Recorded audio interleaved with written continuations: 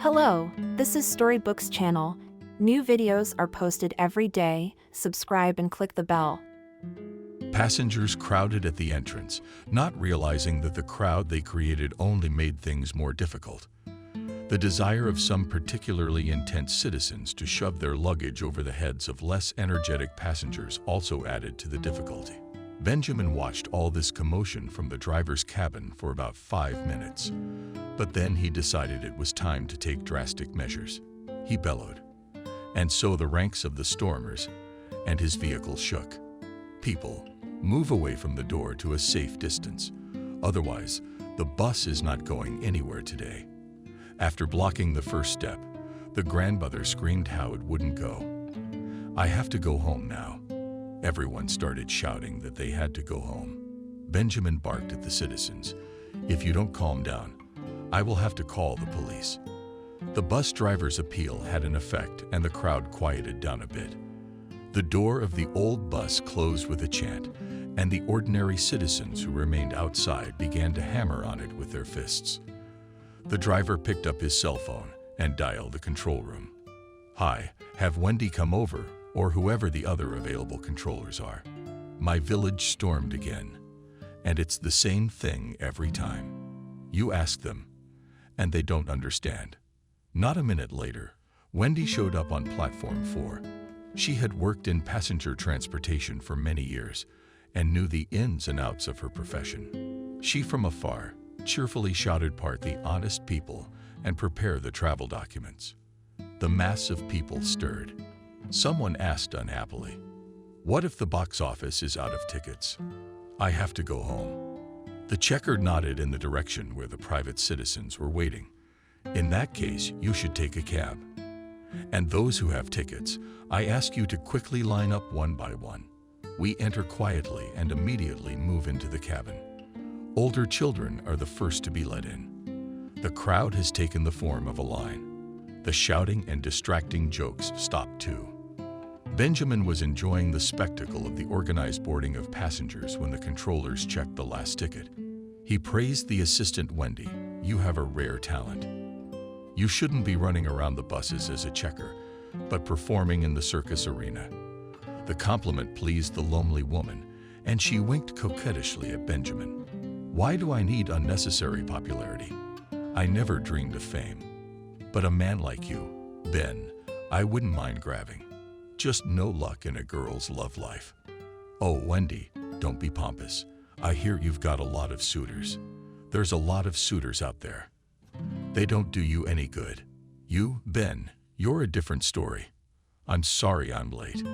A disgruntled old lady, who'd distinguished herself at boarding, decided to intervene in this cross-exchange of pleasantries. They were in a hurry, and now they can't talk enough. You'd better get on the other bus. Wendy. The driver there is looking for his happiness and can't find it. Benjamin is a family man.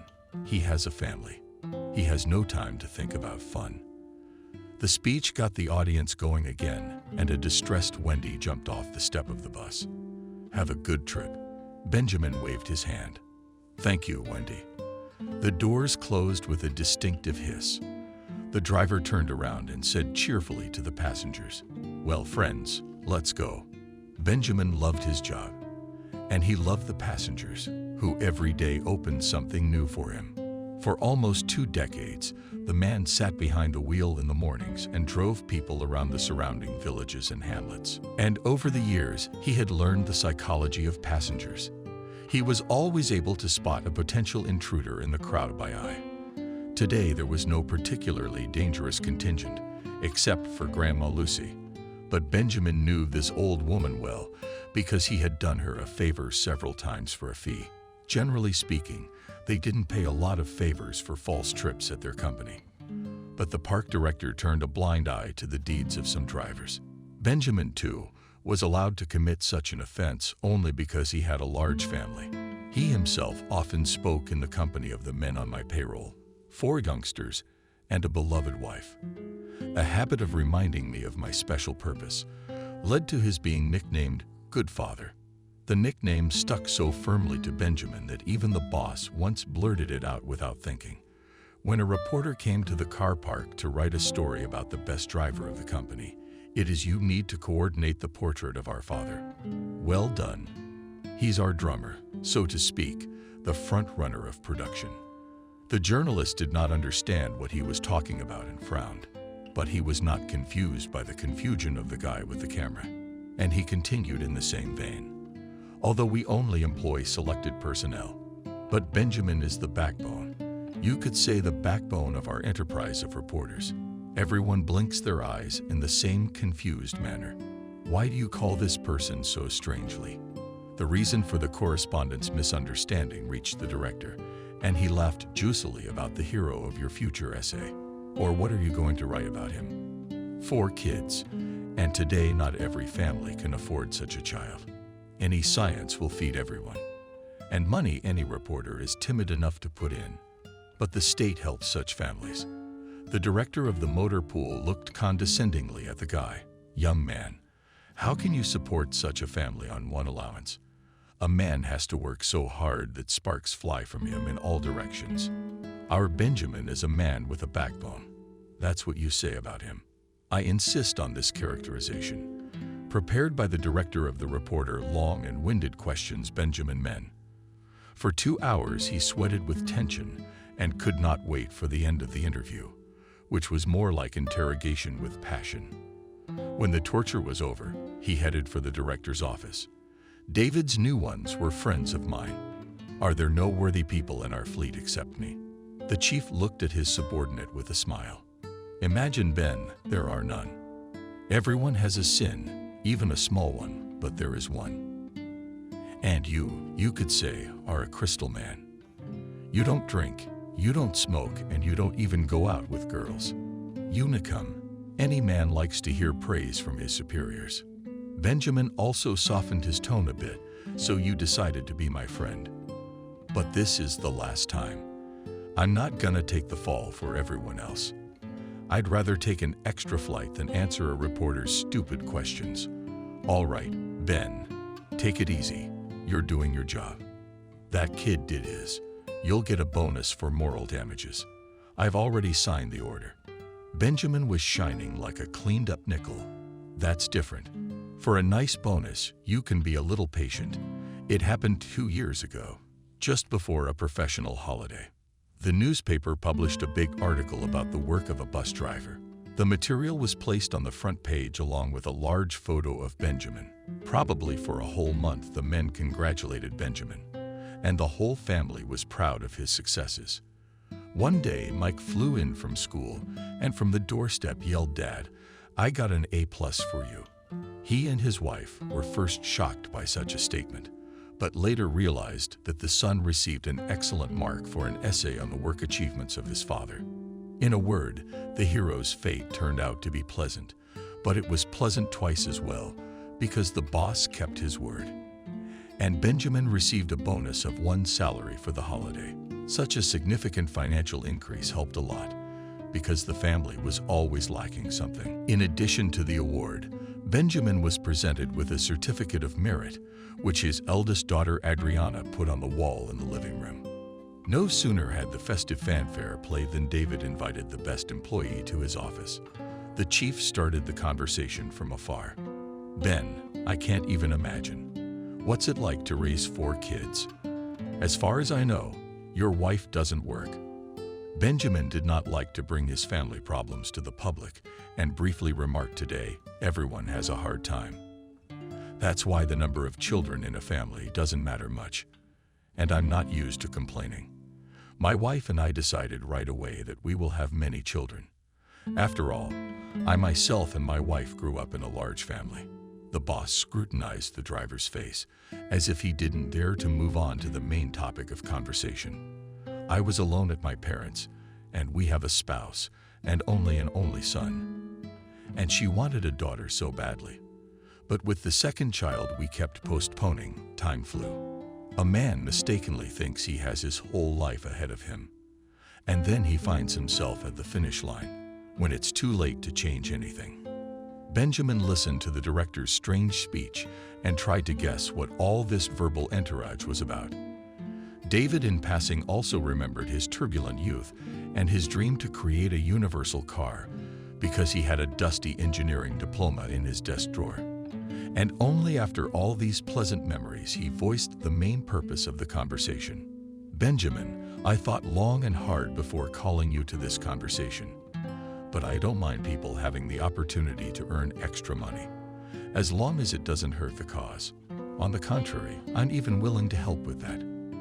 I've been looking at you for a long time, and I can see that you're a person I can trust. Benjamin decided to help the boss. David, if you want to offer me a special task, I will gladly fulfill it. The chief exhaled with relief. Thank you for understanding me correctly. Yes, the task is specific, and I can entrust it only to a reliable person in whom I am 100% sure. It's not a big deal. Just deliver the shipment to the address I give you and get paid.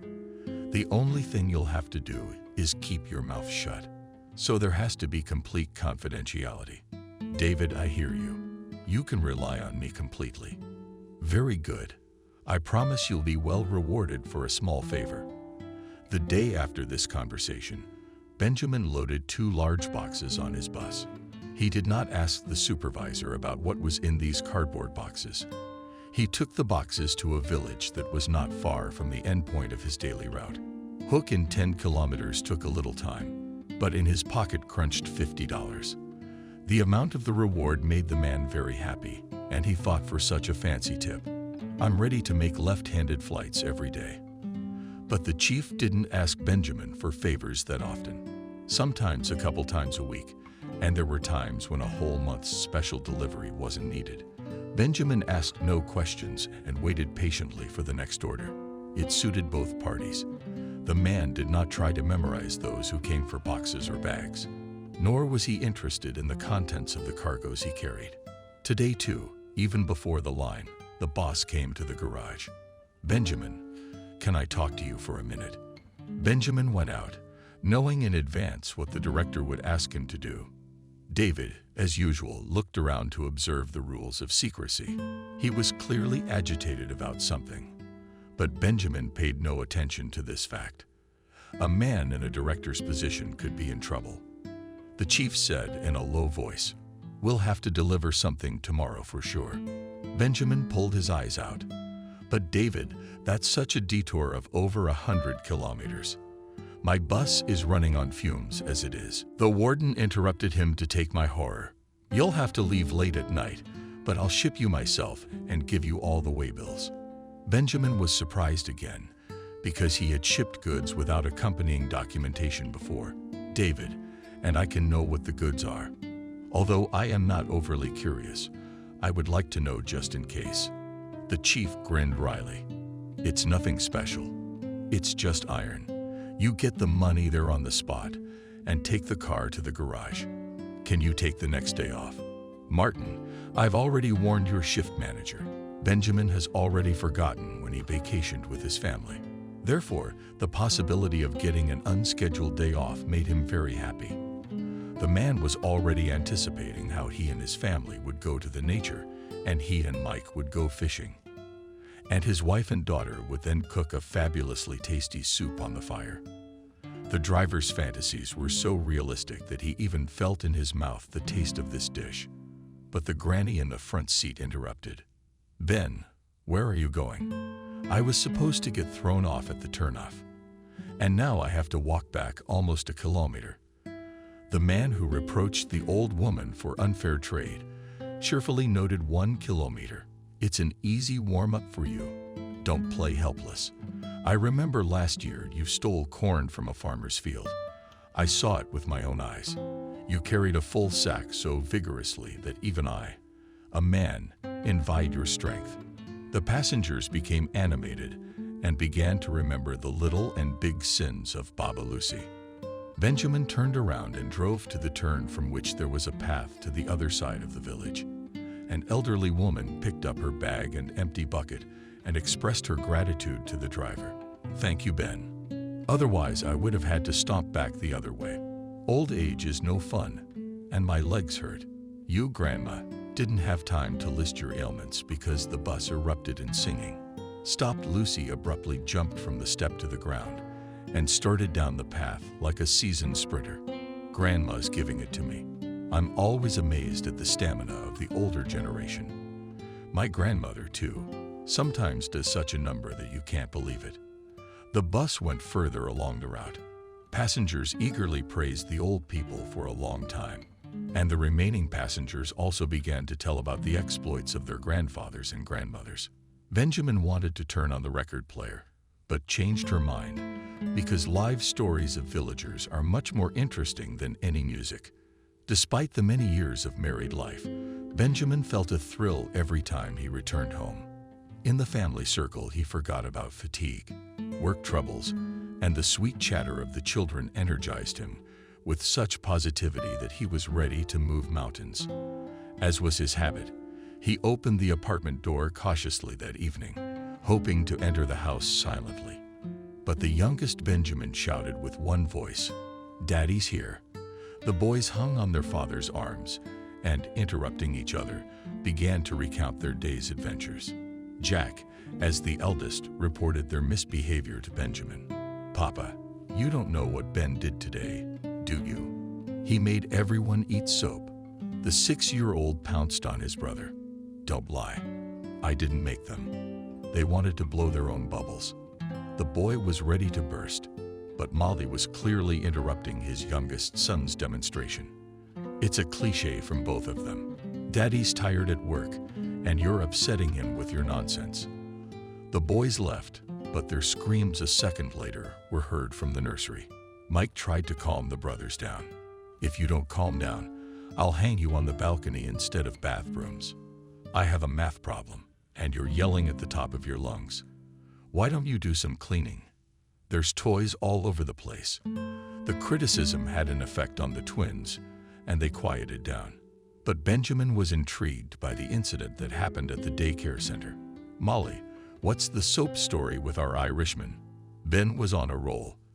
They were supposed to have a bubble party, but the teacher handed out bubbles only to the most obedient kids because there weren't enough for everyone. Then our son decided to restore justice and held a quick masterclass on how to get soap balls. In the simplest way possible, he demonstrated by example how to properly eat a bar of soap to then blow bubbles out of his mouth. But something went wrong. It was good that not all the children had time to use the advice, but the effect began earlier than planned. And even before going out for a walk, all the groups were filled with bubbles. The kids were delighted, but the educators saw in the act of our son premeditated malice. If I understand correctly, I am called to the daycare center. The woman looked faithfully into her husband's eyes. "I've already denied it. I promised that you will seriously talk to your son, and you will fulfill your parental mission. But after dinner. In fact, I think it was the caretaker's own oversight. How could they not notice that the whole group went to my free room at the same time?" Benjamin remembered his own childhood pranks. His parents, too, had often had to take responsibility for their son's pranks at school. But his father had used a belt instead of words to persuade them. It was an old-fashioned remedy that worked without fail. Benjamin had also grabbed the belt more than once when the younger children made him mad, but his wife was categorically against physical methods of punishing children. "Ben, realize that this shows your weakness, and then any punishment can adversely affect the child's psyche. Molly, but if nothing is done, our twins will soon walk on their heads." Indeed, the youngest members of the family were constantly having problems. The older children never gave them any trouble. On the contrary, they were always set as an example to others at school. Adriana graduated from school with an excellent certificate and entered university without any problems. Mike was also in good standing and was fond of computer technology. The couple did not plan to add to their family. When Molly became pregnant for the 3rd time, her husband took the news with joy. "It's a gift from God. Molly, God does not give children to everyone, so we should accept this gift with gratitude." I myself was the 5th child in the family and never felt disadvantaged in any way. Molly was obviously raised in a family full of kids too. Only she was the oldest, and she had to help her mother. For that reason, she had to give up her college education. Molly learned to be a pastry chef, but worked in her specialty for only a few years until the birth of her first child. Then Mike was born, and the woman was going to find a job, but her husband kept discouraging her, and I am able to feed the family. So it's your job to provide a home. And Molly spent all day doing housework. But throughout her life, she never regretted devoting herself to her family. She always remembered her mother's words: the highest purpose, women, children. So you should be happy that everything is fine at home. The arrival of twins in the family further strengthened the family and Molly. He valued peace and quiet in his home more than anything else. Everything would have been fine. But lately, the financial issue in the family had escalated quite a bit. After dinner, she decided to talk about it with her husband. When the children scattered to their rooms, woman cautiously asked Ben, "Maybe I should get a job after all." A dark shadow immediately ran across the man's face. "Molly, are you doing it again? I thought we already agreed that you'd be the rear guard. My concern is making money. You can see I'm trying to put every penny I can into the house." "Ben, but you can't work your whole life like a damn man. You'll get yourself into trouble. And I want to spend my old age with you. And then the twins are going to school this year, which means we're gonna have more expenses. And I'm aware of the changes that are coming. I got a new job from the principal. I'm gonna make an extra $30, which is a modest amount of money, but it's a steady income. Ben, but you have no idea how much prices are going up. It's scary to go to the store. I was offered a part-time job close to home and only had 2 days to think about it. Because there's a lot of applicants. What kind of job?" Molly noticed her husband had cooled down a bit and continued, "Of course, the position is not prestigious, but at any time I can run home." The man sighed. "Molly, spill already fully. What kind of work did you find as a cleaner in a beauty salon?" "It's nothing complicated. Just a couple of times a day to clean and take out the trash. It's not very good pay either. At least it's something." The man thought about it, weighing the pros and cons of such a decision. But since the pros clearly outweighed the cons, he said, "Okay, I won't stop you. If you have the desire, work. If you don't like it, you can quit at any time." Molly was pleased with her husband's consent and in gratitude gently entered his neck with her hands. "Thank you, dear. At least I will have the opportunity to change my life a little. And then sit days at home in 4 walls. Sometimes it's so depressing." Benjamin was struck by his wife's revelation. It had never occurred to him before that being a housewife would make his Molly uncomfortable. But while discussing his wife's employment, he had forgotten to warn her about tomorrow's trip. He didn't remember until bedtime. "Molly, I forgot to tell you that I'll be back very late tomorrow. It is even possible that I will be free closer to morning." The woman frowned. "The chief's special assignment again?" "Well, yes, except you didn't spread that around. Then, you're a strange man. Who can I tell if I don't leave the house for days on end? I warned you just in case the conversation got out there, and you didn't think twice about me traveling. You think anyone's interested?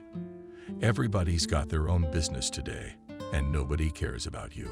All I'm asking you to do is be careful. I don't like your secret flights. It's not a good feeling in my heart." Benjamin himself was feeling uneasy, but he did not tell his wife about it. All night he had nightmares involving Grandma Lucy, but he attributed the bad dreams to chronic fatigue. In the morning, the man felt his usual vigor again and began to leisurely get ready for work. Molly also got up early to prepare breakfast for her husband and pack the brakes for the road. The husband watched her lovingly. Molly had enough of a couple sandwiches and tea. "You always pack me such a hearty ration, as if I were going away for a week. Anything can happen on the road, and an extra stash doesn't hurt your pocket. Oh, by the way, I forgot to tell you I'm getting an extra day off for today's trip, so we could totally go out tomorrow. I'd love to go fishing, and the boys would love it." Jack and Benjamin caught on to their father's words and shouted, "Yay, we're going fishing tomorrow." Molly calmed down a little. Benjamin kissed his wife and the boys and went to work. All day he thought about his upcoming vacation with his family and couldn't wait for his shift to end. By evening, Benjamin felt extremely tired again. He wanted to go home, but a special assignment of the chief was waiting ahead. The man drove his bus into the garage and headed for the warehouses where the loading was to take place. He wasn't late, though. David was already on the spot, and his nervous movement and broken voice gave away his excitement. And that was not typical of a supervisor. The behavior made Benjamin a little tense. Benjamin did not ask the chief unnecessary questions and began to load the prepared boxes into the car. "Damn, it's a heavy load today." Something David grinned unkindly. "You'll know a lot and get old quickly, and a lot of information. Sometimes it's dangerous to your health. You better hurry up because you can't be late." The recipient doesn't like to wait. When all the boxes were in the car, David handed Benjamin files with documents, invoices for the goods, but even to the customer only after receiving the money. The amount is stated there at the end. If he refuses to pay, return with the shipment. You remembered everything. The chief's excitement was transferred to Benjamin. "David, is there something you're not telling me? Or am I just imagining it?" The director tried to be cheerful and even smiled, but it was unnatural. He must have switched to an official format of communication because of his excitement. "Benjamin, I don't understand you. First you agreed, and now you have doubts. Is your job to deliver the goods? No more distractions." Although the driver did not like the sudden outburst of the chief, he only shrugged his shoulders. "Yes, to me, that I am a performer, I will do exactly as you said." He did not enter into an argument with the director also because he was afraid of losing additional income and an extraordinary day off. The engine roared and the Jeep tore off, following the car. "How do you transfer the cargo?" They called right away. "Good, David." Benjamin really wanted to finish with the chief's assignment quickly, so he squeezed 100 kilometers per hour out of the wrecked car. According to his conservative calculations, the drive back and forth should take no more than 4 hours. It was all down to handing over the cargo. Benjamin didn't like the specific algorithm the director insisted on. What kind of goods had the chief loaded on board, and why was he so worried about them? The thought wouldn't leave his mind. In order to clarify the situation a little, Benjamin decided to look through the delivery notes, but the documents showed the product with a long number in the quantity of 4,002,011, and no more specifics. He really wanted to stop the car and look into at least one box. But after thinking about it, the man gave up this intention. It would only waste time. It would be faster to get rid of this mysterious cargo and return home. And in general, for the future, it is necessary to preview that in the car can be with unknown goods, and under the article for 2 years, this reasonable thought never once came to mind. And Benjamin regretted that he had been so careless about the chief's assignments before. He arrived at his destination a few minutes before the agreed time, but no one met him. So he had to honk his horn 3 times. But no one showed up after that. And Benjamin muttered to himself, like in a spy movie, "If the goods are legitimate, why all the conspiracy?" The man was about to sound the horn. But first one, then a second shadow flashed ahead. Then a hoarse male voice sounded very close by. "What are you waiting for? Drivers, get out of the car. We're talking." Benjamin opened the door of the Jeep. "Men, what's the big fuss? Give me the money. Take the goods. My orders are to deliver the goods to the location. The rest is none of my business." The same unpleasant voice came closer and took on threatening tones. "Driver, cut the crap. Do as you're told if you don't want to get in trouble." Benjamin got out of the car, but left the door open. The owner of the unpleasant timber grabbed his arm, where the money and the invoice were. Benjamin tried to throw off the living vice.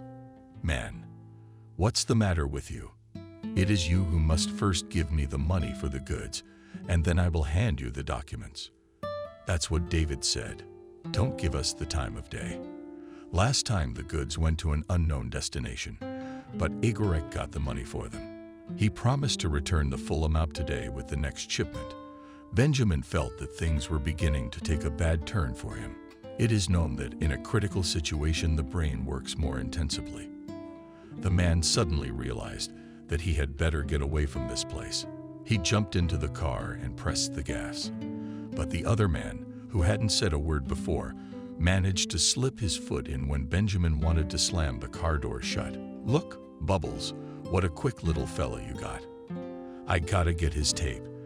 I guess we'll have to beat him out of his money the old-fashioned way."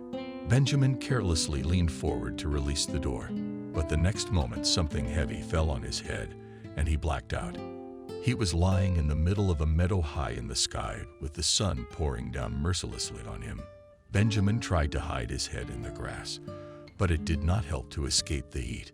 Suddenly, he saw Molly's face right above his head. His wife was anxious and whispered something to him, but Benjamin could not make out her words. He asked her to speak louder, but she still only moved her lips. Suddenly, Molly's face disappeared, but her voice came out clearly. "Ben, save yourself. You're in danger." The words crashed into his consciousness, and he snapped out of existence. Benjamin could not tell how long he had been unconscious, but when he opened his eyes with difficulty, he was dazzled by the bright light that was streaming through the cracks of the wooden structure.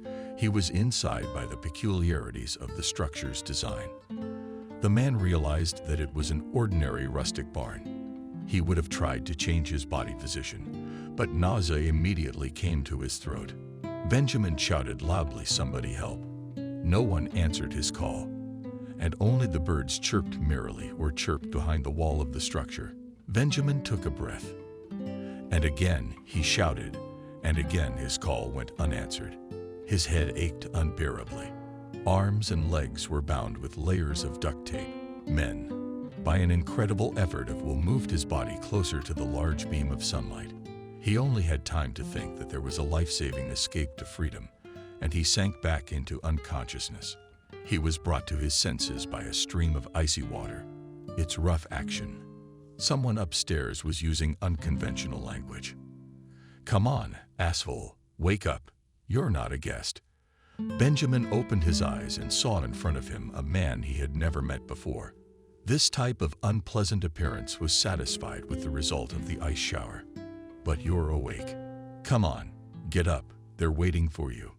He realized it was better to obey the bandit's order.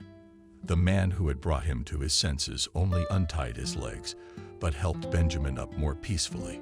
He said, "I don't have time to make ceremonies with you, moving in buns." He doesn't like to wait. Benjamin only dared to ask how far to go. "I don't feel well. You mourn. Be glad you're alive. You might even say you're fabulously lucky, because knuckles bury inveterate debtors alive in the ground." The unkempt man was holding Benjamin's hand, but the fulfillment of his direct duty did not prevent him from giving advice. "You'd better keep your head down. Listen to what the fire says and agree. Is that the only way you have a chance of staying alive? The boss doesn't like it when he's not cooperative." They walked another 200 meters with confusing paths, and the man nodded in the direction of the house. "It's Kevin's hut, but it's kind of a staging area. That's how he likes the good life," and remembered only by the desperate tone of the attendant. Benjamin realizes he's not doing particularly well with the female sex, so he was jealous of his boss. A night dream or a delusion came to mind, and the thought flashed through my mind that I should have warned them. At a glance, Benjamin realized that the head of the gang was a common racketeer. Despite the fact that that wonderful era, when such groups ruled the ball, has faded into oblivion, its heirs remain and continue to live by the old rules. Served him. An elderly woman of stout build spoke of a tendency to gluttony. As the convoyers pushed Benjamin into the room, the master cast a careless and glancing glance at the driver. "We'll break for the night or look for consensus." To me, the advice of the escort, Benjamin replied, "Look for it." "Well done, man. Good thinking. Why climb into the bottle through the narrow neck when you can negotiate? Anyway, here's the deal. We got the goods and the invoices too. We're good with this shipment. All that's left is for us to pay back our past debts. Can you pay by card or cash? Whichever you prefer. Castet laughed, satisfied with his good joke. Benjamin tried to speak calmly, honorable. There's been a mistake with me. I'm just a regular bus driver. The chief just asked me to do him a small favor, so I have absolutely no idea about debts and other small things. Castet wiped his greasy hands with a towel and expressively rolled wheat on the table. Listen, fly-ins, I don't give a shit who sent you and why I need money. Call your stooge. Tell him you're in deep shit. Let him return the favor, and we'll let you go right away. The bandit held out Benjamin's cell phone. The headache was getting worse, and to this sign of indisposition, there was an even stronger trembling, which the man could not control. He dialed the number of the fleet manager for a long time, but he answered only after the sixth dial tone, and immediately started shouting at his employee. Benjamin, where are you? You and me. As agreed. You should have called me last night. You realize you've let me down. Benjamin's eyes darkened, and he shouted into the phone. You're the one who set me up, David. I'm being charged a debt by strangers. Deal with them. I have a family, children. I have nothing at all to do with your murky too. Benjamin could hear the chief puffing into the phone. He wanted to tell him that it was mean of him to set his men up. But Knuckles whipped out his cell phone. Listen, David, if you don't give me my grandmother's back within 24 hours, I'll have your driver on thin straps. But I'm not gonna stop there. I'm gonna get my hands on you too. You know I can keep my word. So you're gonna have to draw your own conclusions. The gang leader disconnected the phone and looked regretfully at Benjamin. That's cool. You're fucked up, man. Looks like you're gonna have to pay your boss back. Think of a way to make it quicker. You said you got a wife and kids. Benjamin felt a chill go through him. Please don't hurt my family. I can work off the debt if it suits you. The committee laughed again, but it made him feel even sadder. You can't work off such grandmothers in your whole life. Shall I disassemble you for organs? Do what you want with me, but just leave my loved ones alone. I beg you. Castet looked at Benjamin with an attentive gaze. I'll think about it. You can relax for now. Glisty will take him to the barn. Make sure he doesn't run away. He's your head. A familiar man escorted Benjamin to the wooden structure. He was fidgeting. He spoke in a distinctly rural dialect. Let me get you something to eat. Don't expect much, because I'll have to give you a piece of my rations. Benjamin sank to the floor, where fresh hay lay thickly on the floor. But the worm wouldn't go away. Don't be mad at me, boy. I got in a jam once too. Knuckles saved me from jail. Now I got to pay my debt. I couldn't get used to it at first. I wanted to run away. Then I got used to it. The warden disappeared for a few minutes. He came back with a bowl of delicious-smelling brew. Nancy gave it to me secretly so I wouldn't see the fire. Good woman, her nephew. The last of the scumbags. Benjamin ate the soup greedily, but did not let it pass his ears. Everything the worm was saying, a stray thought ran through his head, and he looked hopefully at his probation officer. I really need to make a phone call. Just half a minute. You see, my wife and kids are there. They're very worried about me. Glist, eyes bulging. Come on, what if the committee finds out? He'll eat me without salt. He won't find out. I'll take everything quietly. Nothing will be heard. The little man jumped out of the door and soon returned. He handed him a button and a cell phone to ring. Only quickly Benjamin began frantically dialing the number of the fleet director. But the voice answered and informed him that no such number existed. He didn't want to call his wife, but there was no other option left. Hearing his voice, Molly shouted to Ben, "What's wrong with you? Where are you?" As time was limited, and with fear, he watched the street. He whispered Molly in a high-pitched whisper, "Go to the park to see David. He'll tell you all about it." The minder rushed over to him and snatched the phone. There are rats everywhere. I don't want to get burned for being nice. Benjamin couldn't sleep because his head wouldn't stop hurting in the glass, the motor tape on his legs. His own thoughts did not give rest either. The man could hear a worm walking behind the thin wall of the shed. He tried not to think about what awaited him tomorrow, but to remember the pleasant moments of his family life. Benjamin did not notice how he fell into a restless sleep. Like the previous night, he had nightmares, scary pictures accompanied by loud voices. And then there was a rumble. The man tried to rise to his feet, but with his hands bound, he could not do so immediately. The sound of gunfire came from somewhere very close by. No, it wasn't a dream. It was indeed firing. Benjamin crept cautiously to the locked door outside, hoping the guards would hear him. He asked quietly, "Lovely, what's going on in there?" But there was no sign of the warden's presence. The man tried to open the door, but it would not budge. Then he began to look for another way out, encouraged himself with words. Ben is even more active. It could not be that there was no loophole in the village barn, but the man was unable to complete his inspection of the wooden structure. From the street came voices. "Charlie, you check in the barn, and I'll see what's in the bathhouse." The Knuckles could not have gotten away so quickly. You don't even know what he's capable of. He's like water through a crack. The barn door swung open, and Benjamin was blinded by a powerful spotlight. "There's someone out there. Get him in here." I caught one carp in the bushes too. The next moment, Benjamin had a bag over his head and was dragged towards the exit. Then he was thrown like a log into the back seat of a car. Soon another bale landed beside him. There was not enough air, and the man began to breathe often. Why did the polyethylene stick to the art? Benjamin held his breath and clamped his teeth into the slippery texture. The operation was successful, and a stream of fresh air rushed into the opening. And with it, the familiar odor of unwashed bodies mixed with cheap cigarettes hit his nose. "You're the worm." Something mooed from downstairs. Since Benjamin could do nothing to help his minder at the moment, he whispered advice: "Take a deep breath. Then the bag will stick to your face. Try to skip it, polyethylene, not tight, but ordinary, as in the store."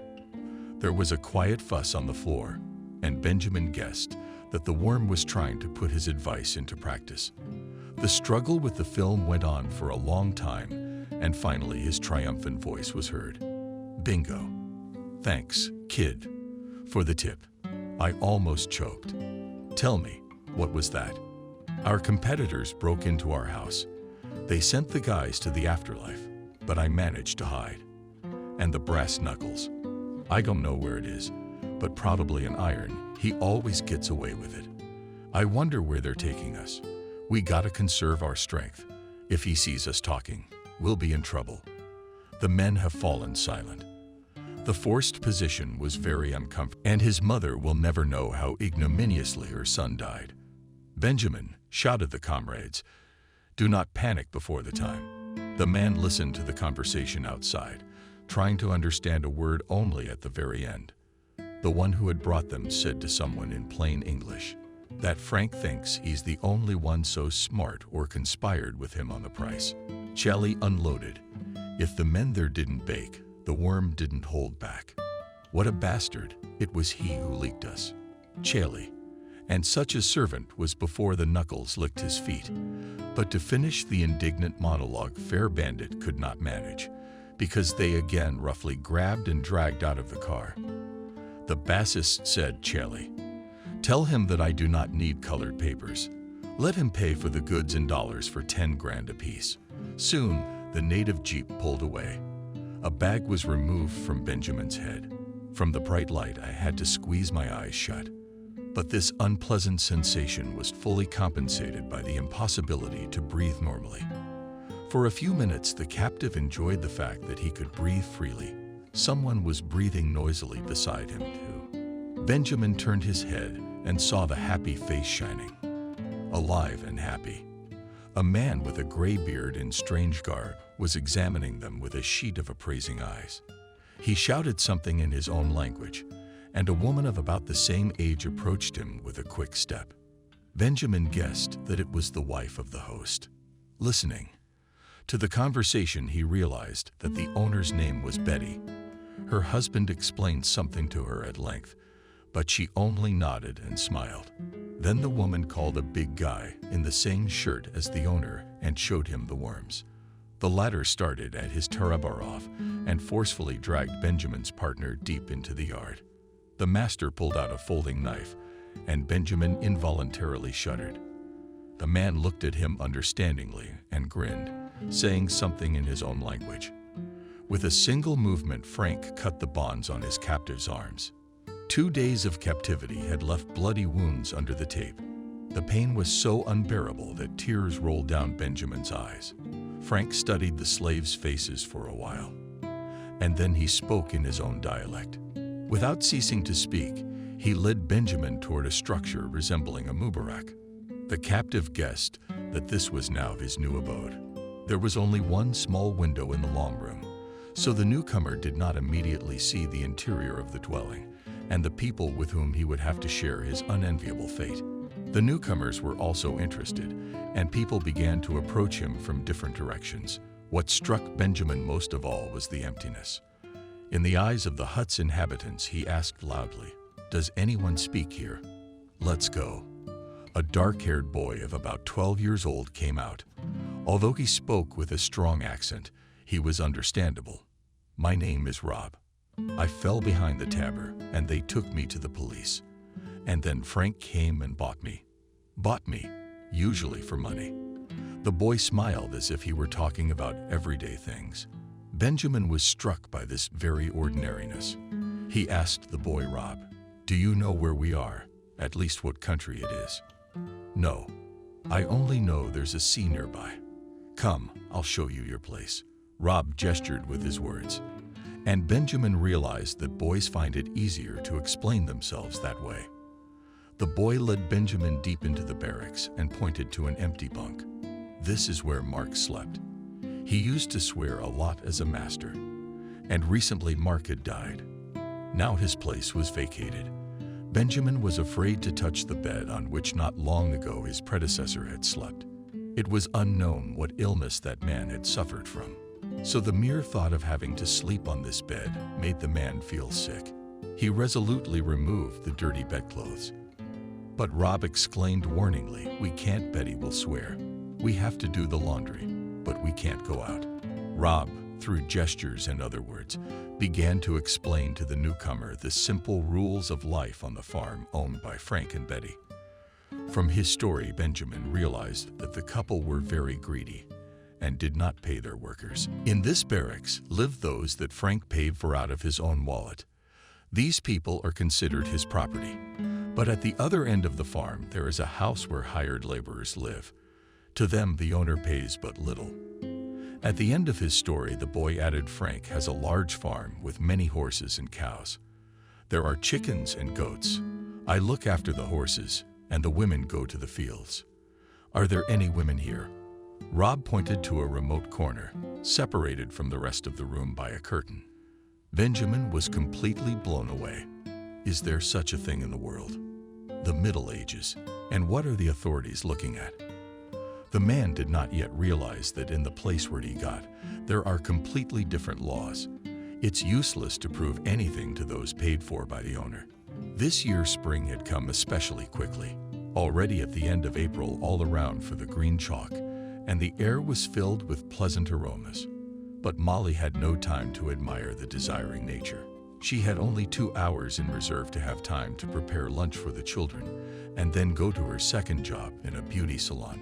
More than 4 years had passed since her husband's mysterious disappearance, but nothing was known about him. The woman hoped that that last call would be the thread that would clarify what had happened. The next day, she went early in the morning to the bus depot where her husband had worked for many years. For several hours, Molly sat in the waiting room, waiting for the head of the company. And all this time, a young secretary from Papeliev gave her a disgruntled look. When the working day was nearing its end, "The girl with irritation," said the woman. "I told you in English that today will not be. You're sitting here for nothing." The tone of this makeup-addled girl angered Molly. "Why are you talking to me like that?"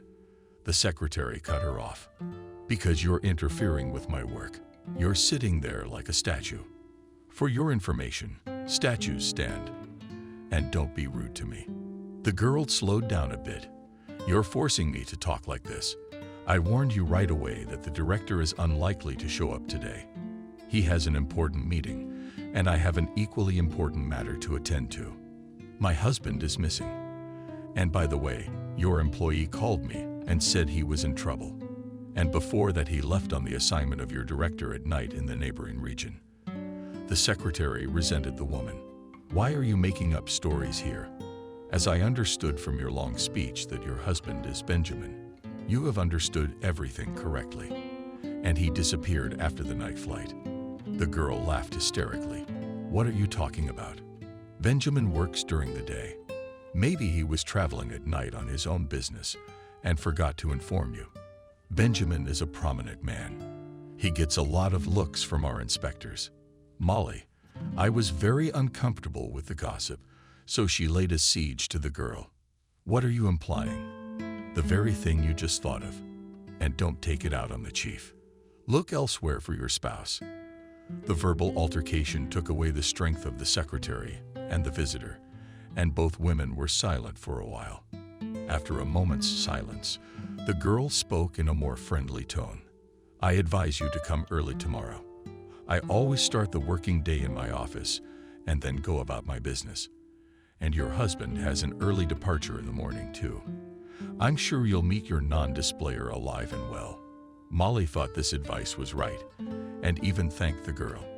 She did not say anything to the children, although the twins pestered her all evening with questions. Mommy, where is Daddy? He promised us we'd go fishing. Don't bother me. You see that I don't have time. Daddy's a little late because he had some important things to do.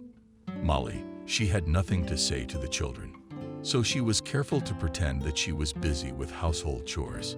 But if the little ones could get away with a simple excuse, it didn't work on the older kids. The first to sound the alarm was the daughter. After dinner, she stayed in the kitchen and began washing dishes. The girl was the first to start an unpleasant conversation. Mom, I have a bad feeling. Something must have happened to my father. We should report him to the police. The woman didn't say anything to her daughter about her father's call, but only asked Adriana, let's wait another day. I went to the bus depot today, but I didn't catch my father's boss. I'll go again tomorrow. I hope that everything will be clearer, but David was absent the next day. And on the other days of the working week, the secretary was no longer behaving so brazenly. She was confused. We're all in shock ourselves. The director is not at home. His wife is worried too. He hasn't been admitted to the hospital. We're all on edge here. We don't know what to think. A week later, the secretary called Benjamin herself. On her last visit, Molly had asked her for this favor. The girl's voice was excited. David has left, but where even his wife doesn't know. We've got a real mess going on in the accounting department with a huge audit. Sorry, Benjamin never showed up. No, he didn't call work either. Oh, what's gonna happen to all of us now?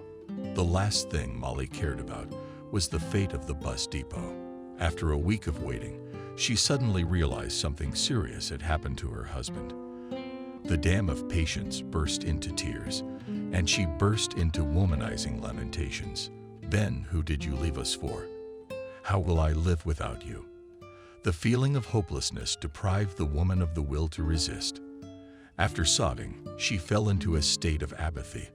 Molly didn't know how to go on. After all, her husband was the main support in the family.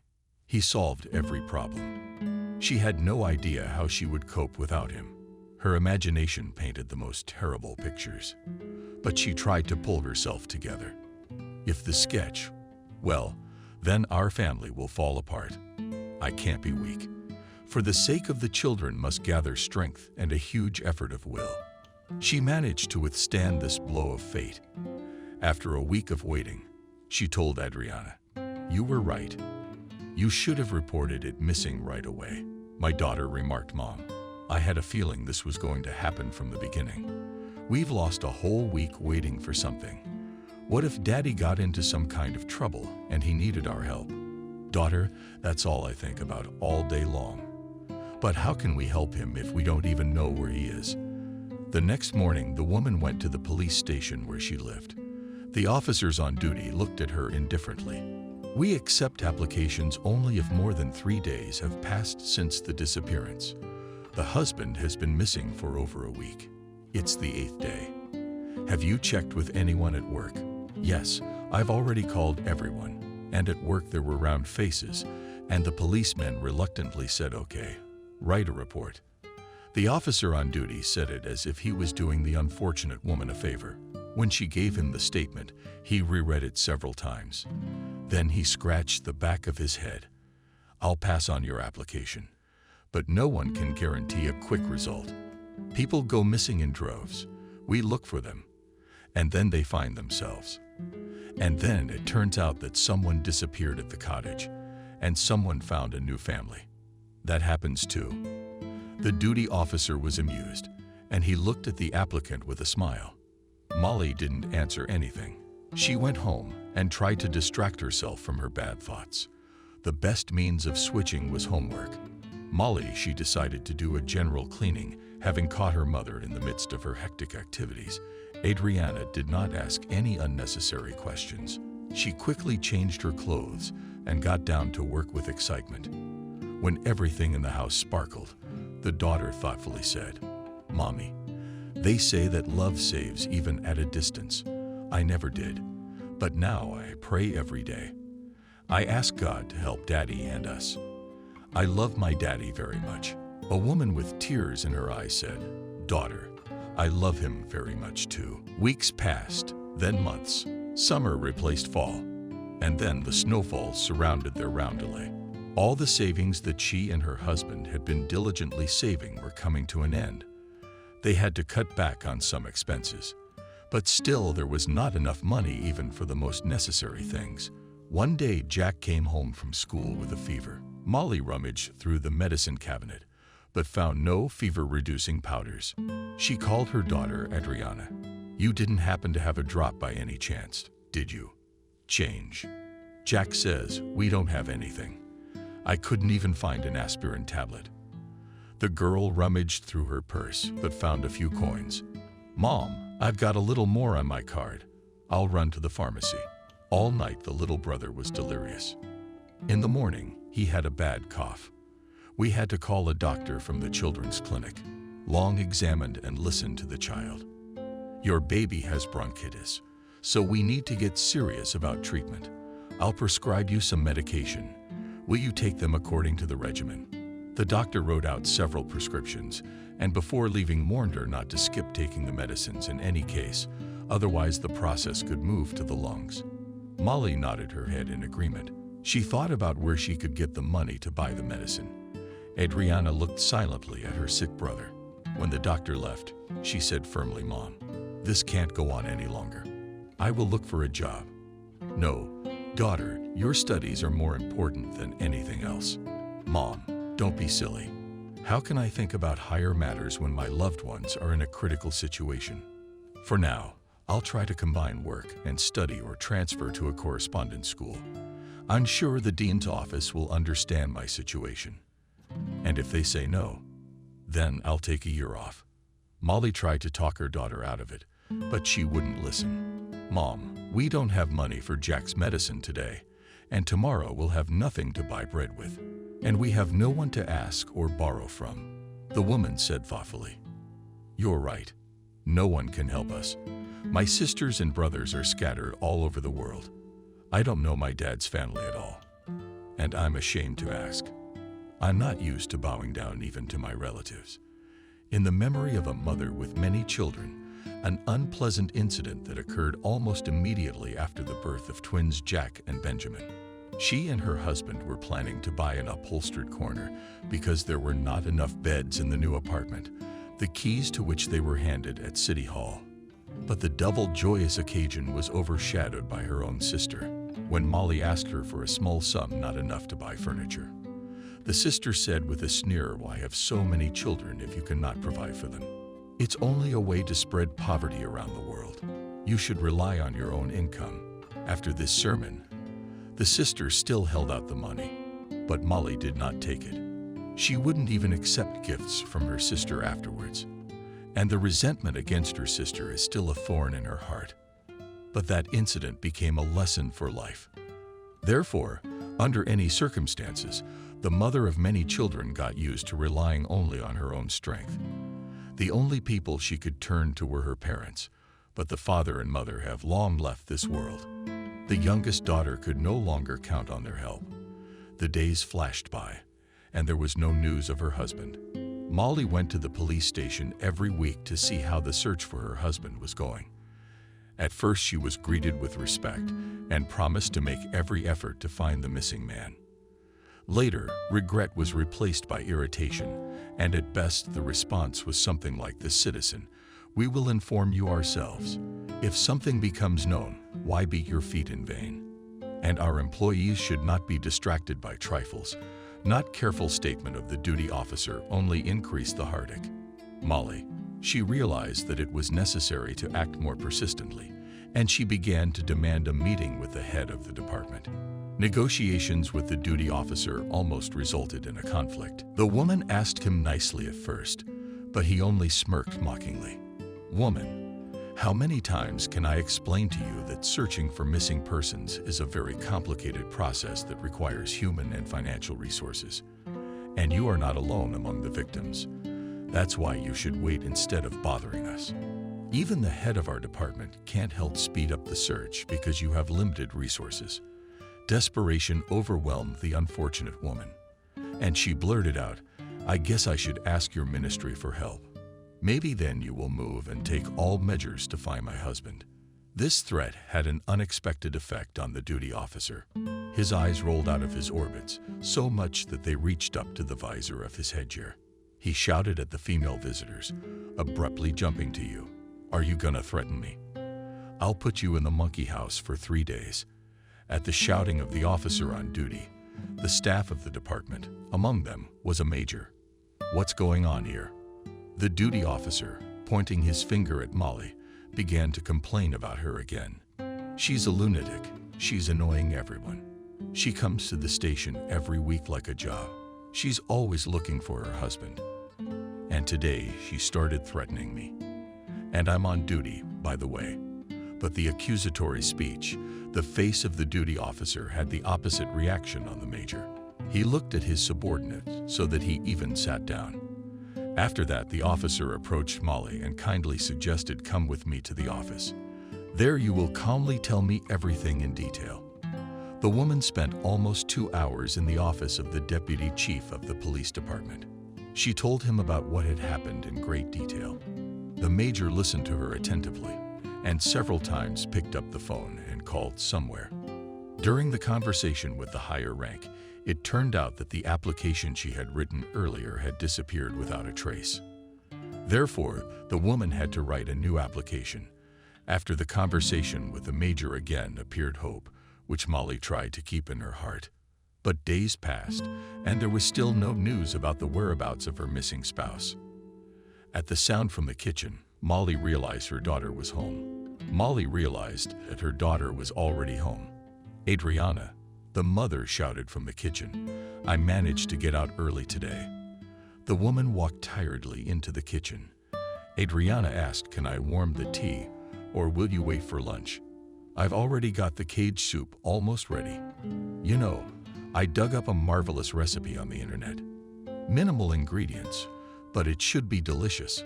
Molly smiled. "If you don't praise yourself, others may not."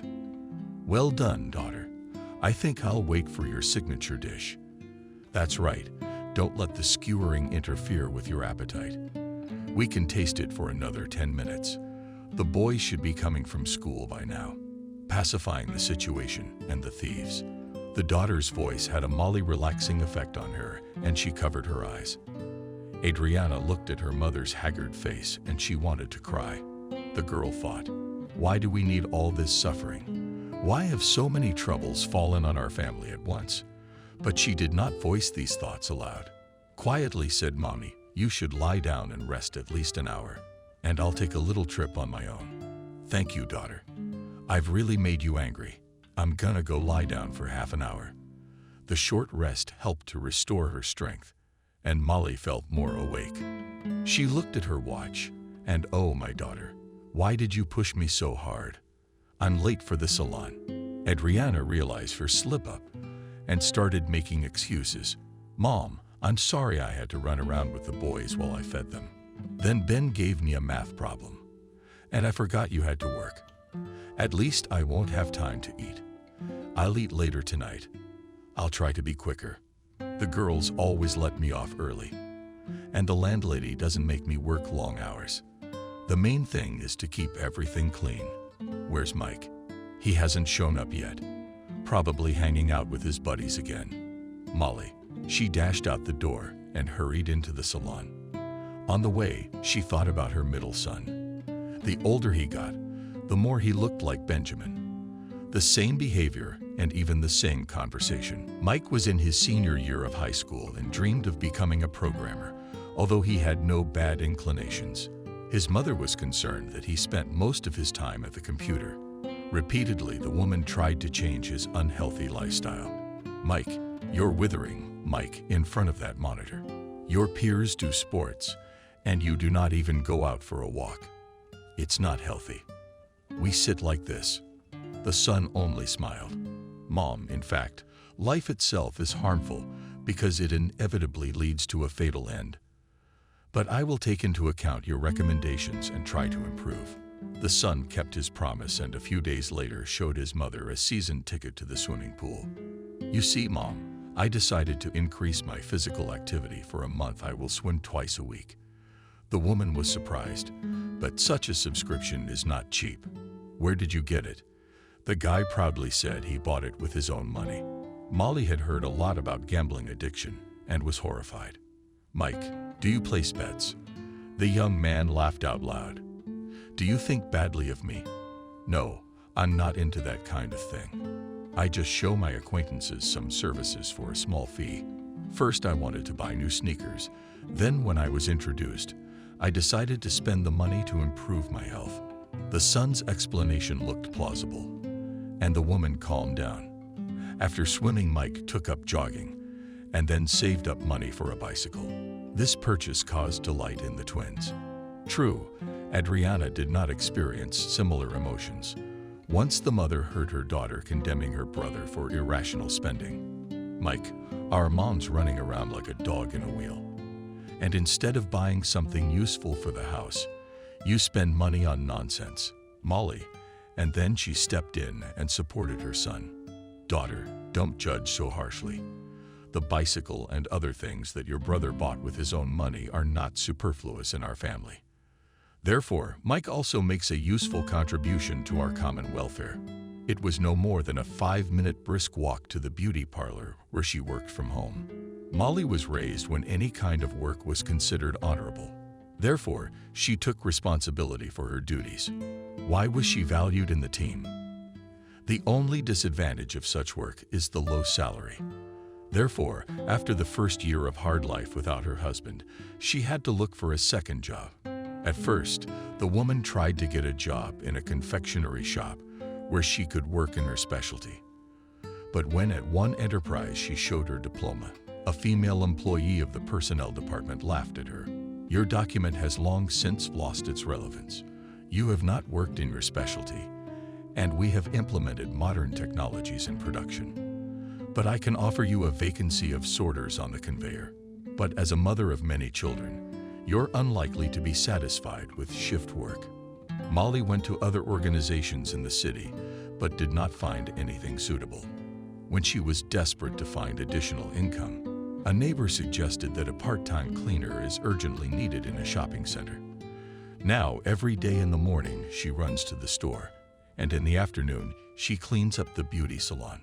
Molly put on a robe and, trying not to interfere with the masters, began to work.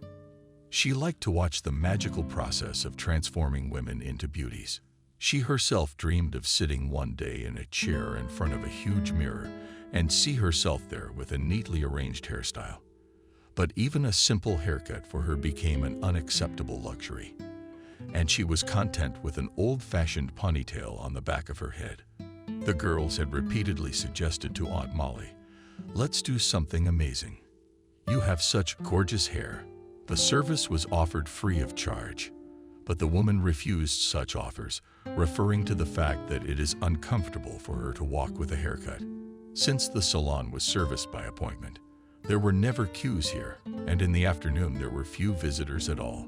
So Molly, after the initial cleaning, decided to take a little break in a vacant chair.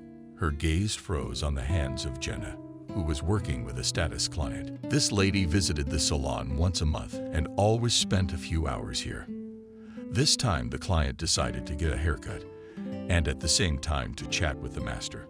Molly was not in the habit of listening to other people's conversations, and when the client's cut strands began to fall to the floor, she went to the back room to get a brush.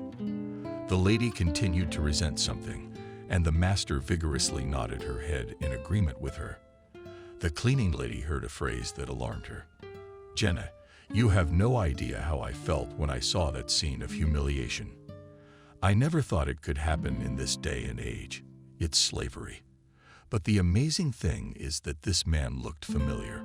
Maybe I'm wrong, but I think he worked as a bus driver and even once helped me a lot when I had to throw things to my parents in the village." She's a master, trying to keep the conversation going. "Nickel, it happens a lot when people seem familiar." No, Jenna. It was definitely him, that driver, and I remember his face well. And he had this distinctive way of speaking. He pronounces the R's cleanly, so to speak. It's very funny. It's a defect usually seen in children. This is a grown man. The cleaning equipment slipped out of Molly's hands. Her mouth immediately felt dry. Hauff turned around and grudgingly remarked, "Molly, you frightened me. Please be careful, or I might accidentally hurt a customer with scissors." "Jenna, I'm sorry. It was an accident." The little incident forced the buddies to change the subject. Molly was shaking with excitement. She remembered how Benjamin had taught Mike to pronounce the letter R long ago.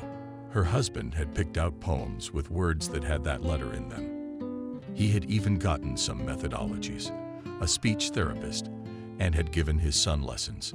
The constant growling irritated not only Molly herself. Neighbors began to speak out. One grandfather even suspected them of mistreating animals. One day he waited for Molly on the landing and said everything he thought if this lawlessness did not stop. "I'll report you for an unfortunate animal," screaming in different voices. "How could you make it up to suffer like that? Poor thing." Molly tried to calm the neighbor down. "We don't have pets." Then who's always growling at Mike, who's being held by his mother's hand, started poking loudly, just like his father had taught him. Grandpa flinched. Then he spat in his heart and went home. God sent a child from the neighbors to teach him to growl. They're fooling around and scaring people. Molly remembers how they had a long laugh with her husband at the old man mastering the unruly letters. It took months. But Mike completely got rid of his speech impediment. True, the lessons did not pass without consequences, and for the most homeschooled Benjamin began to emphasize this unfortunate letter during conversation, when he clogged up. Going over all of this in her mind, Molly followed Jenna's client as she headed for the exit with her hair beautifully folded. The cleaning lady rushed to follow. As she walked, she tossed Svetlana a look. "I'm a minute," Master shrugged. "For God's sake, Molly, I don't care if you can leave for 2 or 5 minutes. The main thing is that everything is in order here." Arthur's week clearly lingered at the exit, where one wall was completely covered with mirrors. She smiled at her reflection. Noticing Molly, she asked, "Really good job." "Yes, that haircut really suits you." "Oh, Jenna, very light-handed. That's why I didn't even think about changing masters." The client went outside, and Molly followed. Nickel looked at her in surprise. "Do you have something to do with me?" "Yes. How did you guess?" "I'm a lawyer, and I often find myself in this situation. I hate being followed." That last phrase was thrown in with a lot of pressure in Molly. She felt embarrassed. "I'm sorry. I didn't mean it like that. It's just that I wanted to ask you about that man." The women, stunned, but the indignant voice rang out. "Madam, what are you trying to torture me for? I have hundreds of cases. I can't quite put my finger on who it's about." Nickel had apparently forgotten about her recent conversation with Jenna. or the story didn't mean much to her, so Molly had to clarify. I'm referring to the man who emphasizes the letter R. You said you'd met him before. I really need to find out the details, because my husband disappeared 4 years ago, and he had this peculiarity. Molly was crying her eyes out and scared by Arthur's reaction. She tried to calm her down. My dear, what are you so close to the heart I'll take? Although I understand you perfectly and do not even know how I would behave if my husband disappeared. But I was spared such a fate, and my husband is alive and well, and even happy, probably. True, he now pleases another woman. Nickel began to speak and led Molly to a small alley. I'll tell you everything now. Just don't cry. Now we'll sit here on a bench and talk. From Nickel's story, and with frequent distractions to other topics, Molly realized that the woman had met a Benjamin-like man in a small town. On her recent trip, the interlocutor regretfully remarked, "My buddy and I were traveling by car, and I was trying to remember the name of the townships. I only remember that it was a very small town, but cozy and clean. We decided to stop by the local market where we could buy farm products. That's where it all happened. This man was standing at the counter looking so lost that I was immediately attracted to him. Then I took a closer look at him and realized that I had met him somewhere before, but I didn't immediately remember where. So I asked him about it, but he didn't have time to answer me because a man with a gray beard jumped on him and started hitting him in the face." Molly flinched, right in front of people. Yeah, it shocked me too. But what was most surprising was that the local police did not pay any attention to this fact. There were plenty of them in that market, and there was something with a beard, something incomprehensible. I tried to interfere, but he swung his fist at me too. Of course, their policeman reacted to this lunge, but not as I expected. In broken English, I was asked to leave the market to avoid trouble. Such an attitude towards guests, of course, angered me. But my friend took me away by force. The very unpleasant residue remained after that. Nickel described the man in detail, and almost all the features coincided with the appearance of Benjamin. Only Molly's husband was quite sturdy physique and always aspired to demigod. And the man the woman had met was thin and had an unkempt mop of hair on his head. Nickel clearly felt embarrassed by the fact that she couldn't remember any other details of this minute encounter. She handed Molly a business card with the words, "You will call me when you have a free moment. Maybe I'll remember something else important. I'll call my friend." I'm sure she remembered a detail that slipped my mind. I can't admit that I was so outraged by the unpleasant scene and the indifferent attitude of the police that I was completely overwhelmed by my emotions. Nickel warmly said goodbye and soon disappeared from sight. And Molly was still sitting on the bench, pondering over the woman's story. She was afraid to believe in that random ray of hope again. After all, so many times over the past 4 years, hopeful information had appeared that later turned out to be useless. When she returned home, the older children immediately rushed to her with questions. They must have realized from her confusion that something unusual had happened. Molly, she decided that there was no point in hiding from the children what Nicole had told her. Adriana was the first to share her impressions. "I don't even think it's a string, but a good rope. Mom, you go tomorrow to see that major who keeps promising you. Tell him. Maybe it'll get him on the trail." Hitherto silent, Mike reasonably pointed out that it's a long shot. Exactly, our police officers will not even move if the father got to another country. And there is every reason to believe that all this is the case. We must act through the embassy, and this is a very long and thorny way. I have another suggestion. I'll try social media. Adriana went after her brother. It never occurred to you before. It's a brilliant idea. As you can see, I couldn't. Just today it dawned on me. Well, you should, or better yet, several. The big sister wanted to take another jab at Micah, but Molly firmly shut her down. Calm down.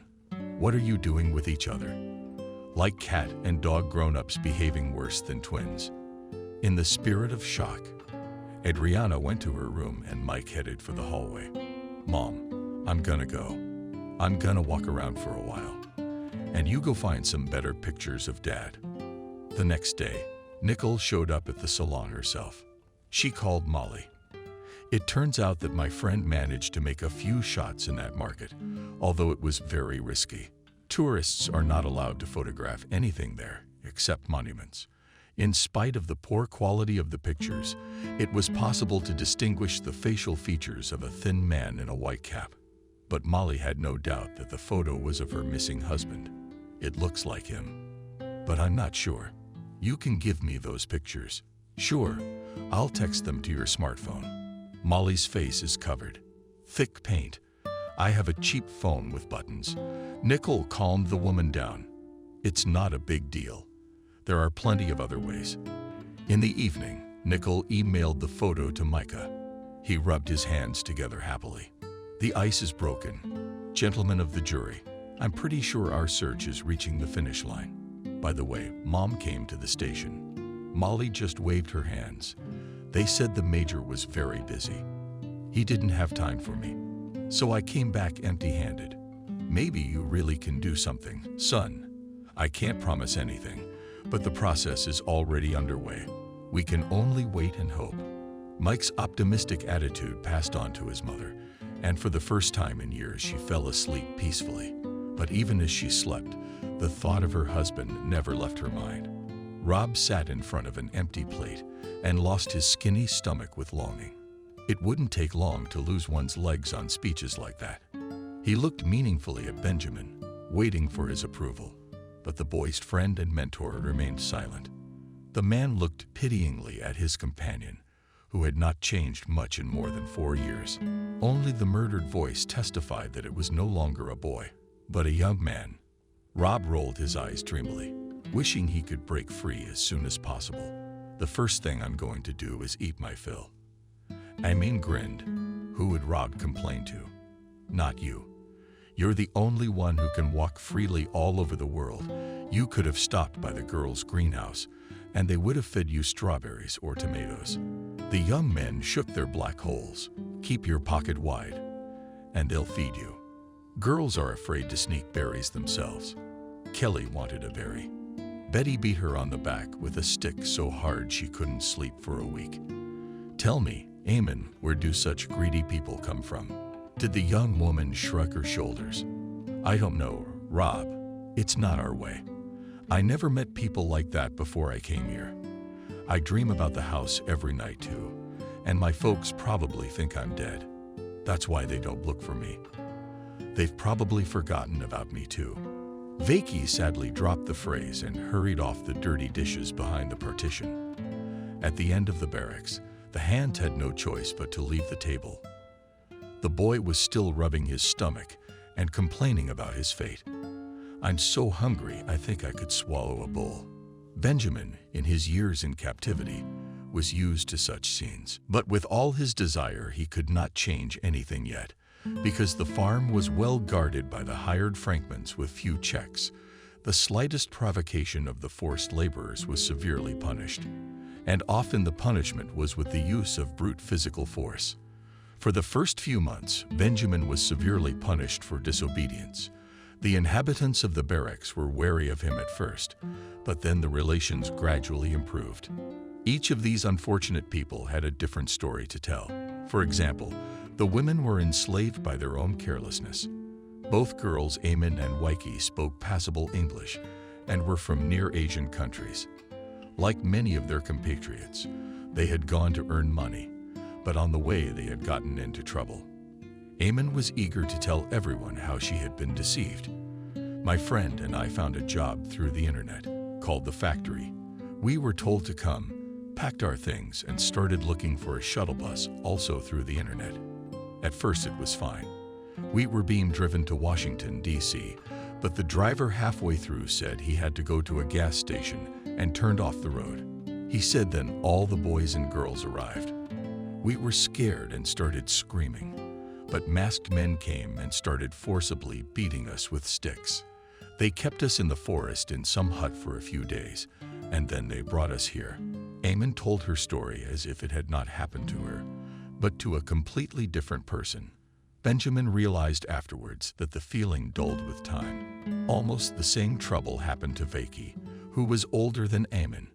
She is a beautiful woman with bottomless black eyes, left at home with her kids, whom she raised without a husband. Her husband died of a trivial infection because there was no medic in the settlement. By the time they got to the nearest hospital, the man had burned to death. Vicky was a little wordy and did not like to talk about herself. After work, she was always huddled in a corner and could sit for hours with a blank stare. One day, Benjamin wanted to just talk to the woman, but Vicky was even more withdrawn. It is not customary for a woman to talk to another man. It is considered a terrible sin. The man was surprised. "I don't see anything wrong with talking a little." Vicky exclaimed, "No, it's better not to. What if my husband's relatives find out?"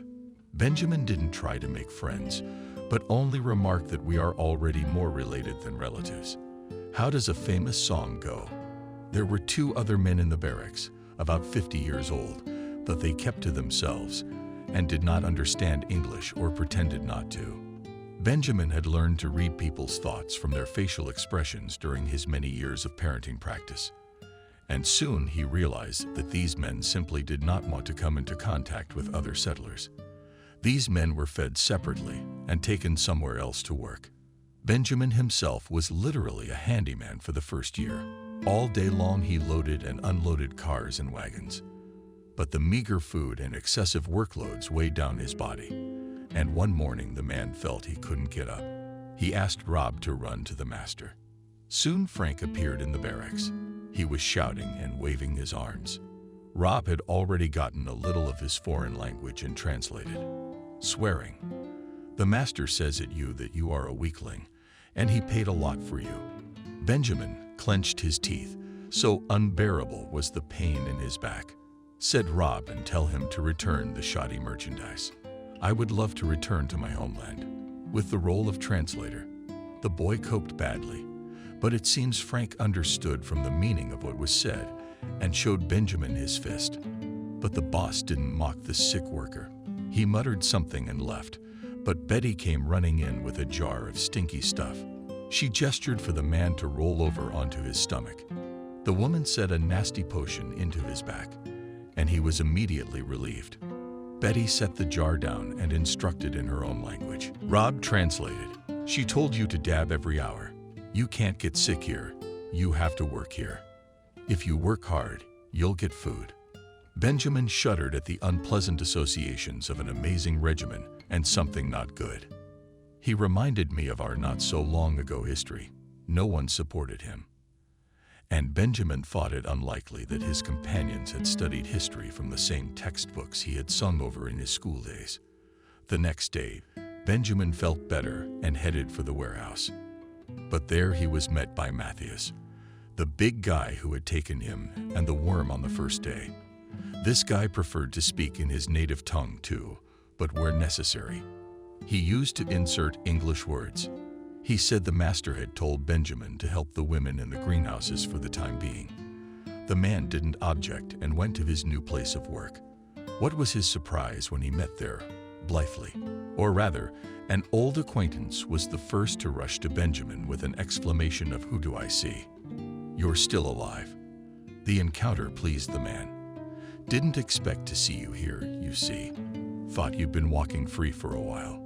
The worm frowned. "Of course, I could have gone on the run if I'd had my winter clubs on, but here in this foreign land, I've got nowhere to go. I'd only get into more trouble." The worm didn't look well. His already thin face was shrunken even more, and his eyes glittered with feverish fire.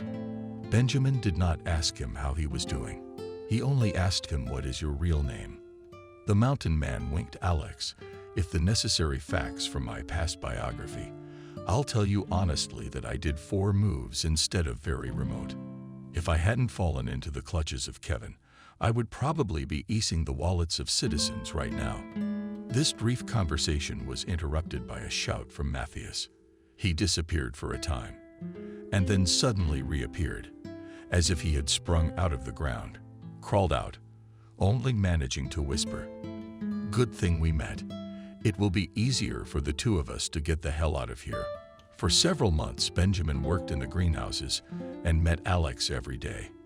In addition to Matisse, 2 guards watched over the work of the slaves. But even this tight control did not prevent the men from communicating. They began to think over a plan of liberation, and hope gave them strength. Once in passing, Alex whispered, "I know roughly where we are. It's a short walk to our border. If we manage to get a car, we could slip away." But Benjamin considered this plan redundant because only hired workers were allowed to the garage. They weren't exactly getting away with Alex, the prospect of getting in there. But fate decided to give an unexpected gift. One day it became known that the hard work did not bear the driver, which Frank mercilessly chased all day long. And this trouble happened just before Sunday, when Frank and his wife were taking their goods to the market. It should be said that there was always a long queue at their counter, because natural products were in great demand. Sometimes, the owner took 2 cars to the market. Such a need arose when there was a lot of goods. So it happened that Sunday, Frank himself drove 1 car, and the second one was loaded to the brim, but without a chauffeur. Benjamin was just transporting sacks of approvals from the warehouse to the greenhouse. Noticing the confusion of the Lay family, he volunteered to help. "If you have difficulties, Mr. Frank, I can deliver the goods to the market." The landlord nodded his head often and unexpectedly. Benjamin realized that this chicken buy without translation understands English speech, but it was not his position to find out the peculiarities of communication. He took the driver's seat in the car and started the car. He delivered and loaded the goods and wanted to stay in the car. But Frank signaled for him to keep watch at the counter where the food was for sale. Benjamin had nothing else to do and he obeyed. After this incident, the owner began to exploit him every Sunday, but Frank's kind attitude quickly changed to a hostile one. Once he even slapped an employee in the face with his fist in public. Benjamin was a little distracted by a lady in a straw hat. He couldn't hear what the woman was asking him, but he realized that she was speaking in his native language. Frank noticed this and pounced on him, and the woman disappeared. Benjamin endured humiliation and beatings, only for one purpose, to break free. He saw her very rarely now, but he had an assistant he could trust. Rob made regular visits to the greenhouse and gave the sheet the information it needed. There was one vulnerable spot in the almost completely polished plank. Every evening, Frank took not only the keys to the cars, but also locked the garage on 2 additional locks to get into the metal structure in any other way was impossible. But Benjamin was used to difficulties. After all, they ordered the character. An inner voice told him that his involuntary captivity would soon be over. This thought was suggested to him by the strange question of the frame. "Uncle Ben, when we are free, will you go to your house?" The man was taken aback. "Of course, and you'll find your folks too." Tears glistened in the boy's eyes. "I won't. I don't know where to find them. And besides, there were no relatives of mine in that camp." "How did you end up there?" "I don't know. I guess I was a stray or a drop-off. So I thought I'd better stay here. The heat's bad, but you can still get something to eat every day." The boy's confession turned the man's heart upside down. He didn't promise him anything, but he thought he was obliged to take care of him. The opportunity came quite unexpectedly. Betty was ill. Benjamin saw an ambulance arrive, and then the landlady got into it and drove away. Frank, apparently feeling free, brought 2 ladies to the farm in the evening. Then some other guests arrived, and the party began. To be honest, Benjamin hadn't thought the owner was capable of such a thing. It was the first time he'd seen outsiders here in all the time he'd been here. By the time it got dark, everyone was already pretty good. Benjamin looked tensely at the cars. A worm, or rather an Alex, and his past nickname was long forgotten, approached him. "You're thinking the same thing." "What?" "And I'm thinking there won't be another opportunity. When you have to wait until you fall asleep. You've thought about the direction again." "Good. You tell me the framework." "Yes, absolutely. Meet me at 200 hours. He's back in his barracks. We need to act as natural as possible so no one suspects anything. Ben lay down. He wasn't afraid to fall asleep, even though he was terribly tired. Bill's whole body was trembling. According to Sasha's calculations, they should reach the border in less than an hour. The main thing was that no one would try to stop them, but Alex assured that there were no settlements up to the border, and they would pass it through the leaf. The main thing is to get to their own, and then it's over. Exactly at 2:00 a.m., Benjamin went outside, as if to go to the toilet. Rob whispered that one car was open. 5 minutes later appeared, and Ron with Sashka quietly sat at the wheel of the car. Well, with God, they silently climbed into the car, then pulled the wires by feel, and the car started. He drove out of the yard with no lights on. Then he turned on the headlights and stepped on the gas. A few seconds later, Rob shouted, the lights in the house came on. Now everything depended only on Boris's skill. He was going at the maximum possible speed.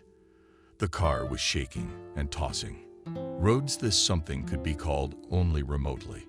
Strange, but no one caught up with them, although perhaps they were just lagging behind. After a while, a desperate race, Alex shouted over there, "Here illegals are transported." Ben only had time to think that if they take illegals, then maybe the road is guarded. A man jumped out of the bushes and pointed a gun at them. Then returned the man, flew off into the bushes, and almost immediately heard a palpitation. He hit the gas. There were some posts up ahead. Ben, not slowing down, passed the place and shouted, "Alex." Rob skipped. Rob immediately said Alex won't answer anymore. Benjamin looked at the seat next to him and realized why Alex didn't answer. He was staring ahead with empty eyes. There was blood all over the seat. Shit. They had already driven about 10 kilometers, even jumped out on some new asphalt road when they heard a loudspeaker behind them. They were being ordered to stop, in plain English. Benjamin saw a barrier of cars ahead and stopped. Uniformed men immediately ran up to them and put them on the ground. "We are our own. We are Americans. We were held as slaves." One of the uniformed men said, "That's interesting. I've been hearing more and more of this kind of information lately. Get in the car. We're gonna take care of this." Loud Benjamin was helped up, put into a beater with bars, and the car started. Ben leaned back in the seat and closed his eyes. Was this really it? Was his torment over? Was it so pitiful for Sashka that he wanted to cry? After all, not later a man at all. Then prison, then knuckles, then slavery. Molly was spinning in the kitchen. Yesterday they gave her a paycheck. She and Adriana had gone to the store, bought strictly according to the list of groceries. Now she was distributing them. At the same time, she and Adriana were discussing what and when to cook so as not to repeat themselves, so that the food would last as long as possible. Adriana wrote everything down so that whoever was going to cook would just look at the number and already cook. This arrangement helped them survive and even save a little money. Molly looked over at her daughter. Adriana is strange today, as if she is talking to her with her thoughts somewhere far away. "Daughter, is something wrong?" Adriana shuddered. "No, Mom. Why would you think that? But you're thinking about something all the time." The girl put aside her notebook and pen and sighed. "I can't hide anything from you, Mom." Molly sat down next to her. "Adriana, but I'm the mom, and you're my baby. Is that weird? Why don't you tell me what happened?" The woman was nervous.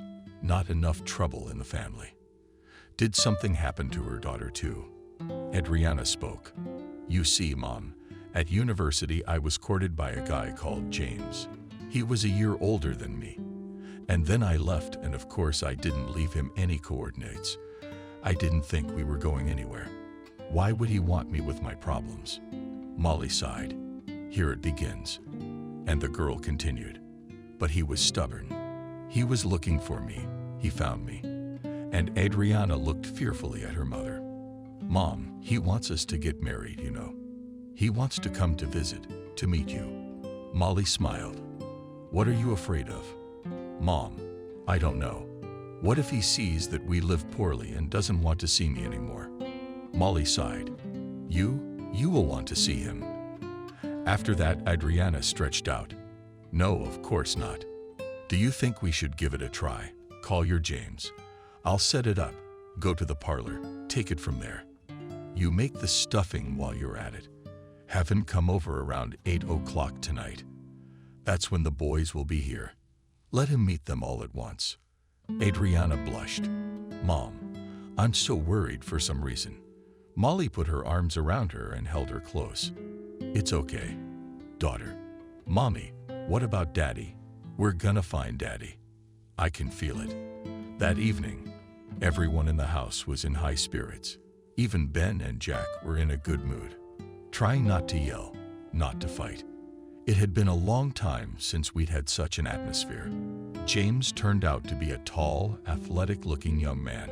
Molly liked him because he had a completely open mind. The guy handed Molly and her a bouquet of flowers and Adriana a cake. Molly almost cried. Ben had always had money, hadn't on all the holidays given her flowers. It had been over 4 years since she had gotten them. Come, James, meet our family. James gave Mike, Ben, and Jack a startled new look. Then he turned to Adriana. You didn't tell me you had 3 brothers. That's so great. I'm the only one in the family. And I really missed having a brother or sister, not even a playmate for Mike, who had been staring tensely at the guests. He smiled with relief. But what? Do we know how to play? He threw a quick glance at the twins. The evening had gone splendidly. James, saying goodbye, asked Molly if I could come with my father. That's kind of the way it's supposed to be. Molly smiled. Yes, James, you can. Let's do it on Sunday. The thought of having absolutely no money for the wedding was already bouncing around in the woman's head. But her daughter is so happy. Molly is bound to think of something. She's already learned to find a way out of any situation. She'll find a way now, if Ben was with them. When the guy left, Molly asked her daughter Adriana, and James said with her father and mom. Oh, and his mom died just 3 years ago. That's a shame. The time until Sunday flew by faster than she thought it would. She'd asked to be in the parlor early, promising she'd run out before the workday started to clean up, and set about setting the table. Of course, it had taken a splurge and would have to stretch what was left over in some incredible way. But Molly tried not to think about that right now. Adriana, when Molly asked about where her father worked, was confused and said, Mom, I don't know. James doesn't talk about him much. I didn't ask. I've been there a couple times, but his dad's always at work. Oh, you're so full of it. What's wrong with that? I'm marrying James, not his dad. They were just finishing setting the table. When the doorbell rang, Adriana rushed to open the door. Molly suddenly froze. The TV screen was showing footage of criminals being apprehended for trespassing. She wouldn't have paid much attention if it hadn't been for the announcer's words. The detainees claimed to have been in slavery in a neighboring country. Then came the footage of the detention itself, and the woman suddenly screamed Ben and immediately fell to the floor. Adriana ran in from the hallway, and the boys came running out of the room. Mom, what's wrong? Molly saw James and his father. It's you. What's your timing? James's father turned out to be the same major. Molly was angry with him for his inaction, but was glad it had worked out that way. The major is James' father. He would definitely help them now. One of the men shown looked like Benjamin. She was sure it was him, almost certain. After a while, they were all sitting around the table. The discussion of the wedding had somehow taken a back seat.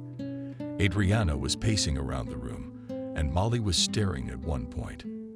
Everyone waited tensely while Mike and James did something on the computer. Anthony was waiting too. Finally, Mike exclaimed, "They found it." He turned the monitor toward them, and the screen flashed the footage of the show in which Molly had seen her husband. Everyone looked at the monitor. The detainees appeared. Mike stopped the broadcast and zoomed in a little on the photo. Adriana whispered. Molly's dad was silently crying. There was silence for a while. Finally, Molly turned to Father James. "Tell me what to do. I have to go there." He shook his head. "No one will let you in. It's a zone. On the other hand, if word of slavery holds true, then he'll be transferred. You know what? You'll be in touch, and I'll pull up the paperwork at work. Look it over. Get in touch with my coworkers." Molly nodded. "And I'll go anyway. But I'll wait until you tell me something." Day 2 passed. Molly couldn't find a place to go. She longed to go to Benjamin, but she realized it was far away. What if he'd been moved somewhere else? She'd arrive, and he'd be gone. Anthony was silent. She called him several times, but each time the man answered she had to wait a little longer. Nothing was clear. Molly realized that something had to be done. The boys were not at all mischievous these days. They watched their mother anxiously. Anthony hung up the phone. That's it. David was taken. Now it was just a matter of doing the little things. Unravel the whole tangle. The major knew that the other slave hostages had also been freed. The authorities couldn't get away with it, and 15 more men had been taken from Frank's farm. Several of them were English. The rest were from neighboring republics. All the programs showed footage of the liberation. All the newspapers were full of headlines. A phone vibrated on the table. It was Molly. "Anthony, what's going on? It's been 2 weeks. There's nothing on TV. Where's my husband? Where am I supposed to go?" The major looked at his watch. "You don't have to go anywhere." "No, I'm not going to listen to you anymore. I'll pack up and go right away. I'm coming to your place right now." Molly froze. "Is something wrong?" "Something's happened to Veppy." "Don't worry, please. Nothing happened. I'll be right there." The major couldn't tell her anything because Benjamin had asked him to. They had recently spoken on the phone. In a few hours, the man would be home. Anthony stopped by to pick up his son on the way. "James, do you have to come with me? Maybe you and Adriana can hold her mother. She's over there packing her bags." Rob looked longingly at the views flying by outside the window. So interesting. Forests, villages, small towns, and it's quite possible his parents live in them somewhere. It was, he realized, of course, that too much time had passed. He didn't remember anyone, and he himself had changed. Rob shifted his gaze to Benjamin. Until 2 days ago, Rob had no idea at all what he was going to do next. Of course, he'd been told they'd help him with something, but Rob realized that help couldn't last forever. And then Benjamin came up to him. "What's up, Rob? What are your plans?" The guy shrugged. "I don't know. I've never really lived for nothing. Alone." Benjamin saw that the boy was confused, depressed. Put his hands on his shoulder. "Is that what you're gonna do with me? I'll help you get settled. And my family is big and friendly. We won't let you go to waste. My son will be a little younger than you, so don't lose heart." Rob was happy at first, but then he thought, why should he disturb people who were strangers to him? He decided he'd stay a couple days, and then he'd leave. But Benjamin didn't say anything. Molly was really running around the house. There was a bag in the middle of the room, and she was throwing things in it. Mike followed her. "Mom, where are you going? You don't understand. You don't understand, Mike. Something's happened to Daddy. 2 weeks. I can't get in touch with him. What if he's forgotten everything? If he doesn't remember us? If he doesn't know where to go?" "But don't talk nonsense," Anthony would say. "He doesn't say anything. It's like he's hiding something from me. And you, Adriana, you could ask him in the family way." "Mom's got Mike again. Mom, what are you saying? Did you scare the boys?" Molly sat down on the couch and cried. She was so tired of waiting, of the unknown. "What am I going to do?" The doorbell rang. Adriana rushed to open it. Anthony and James entered the room. "Molly, why won't you listen to me? How many times? How long can I listen to you?" She raised her tearful eyes to the man. "You're not telling me anything good. I'll go and find out for myself. You don't have to go anywhere." Molly jumped up. "I don't even want to listen to you anymore." She was running around the room again. "Molly, The woman slowly turned toward the door. Standing in the doorway was Benjamin, thin and aged, but her dear Benjamin. She screamed and threw herself around his neck. He was flanked on all sides by children. For the first time in a very long time, Benjamin cried. Rob stood a little aside so as not to disturb them, and he was in tears himself. Adriana noticed the guys in the dark hallway first. She stared at him in surprise, and then panted. It was as Benjamin noticed the daughter's confusion. He, hugging Molly tightly, said, "Meet Rob. This is Rob. He and I were there together. Rob, nobody's here. Molly is a welcoming hostess." She pulled herself together and said, "Rob, come in, please." Then she stopped smiling. Benjamin got worried. "You're looking at him like he's a ghost." Benjamin didn't understand anything, and his boys were staring at Rob with their mouths hanging open. Adriana woke up first. She turned to Anthony and James and said, "Rob, come here. You're about to understand." Rob took a confused step forward and froze in the room. A guy was standing there looking at him. Rob realized that he and the guy were just a reflection of each other. Only the hair cut his wife's hair differently and the clothes. He turned to Benjamin as if looking for support, and then everyone looked at Anthony. He was sitting pale, holding his chest. No way. Adriana went for Valerian. Molly helped Anatoly onto the couch, undid the top buttons of his shirt. Everyone realized that only Anthony could clarify anything. James was pale too. He didn't know what to think at all. When the major held on a little, he spoke. "Mom spent her whole life looking for you in the moment. So I stopped hoping you were alive a year after you went missing." James slumped down in his chair. "Dad, you mean Rob, don't you?" "James seems to think so, yes. You were little. Don't you remember anything? We had twins. You were always pining because you wanted a brother or sister.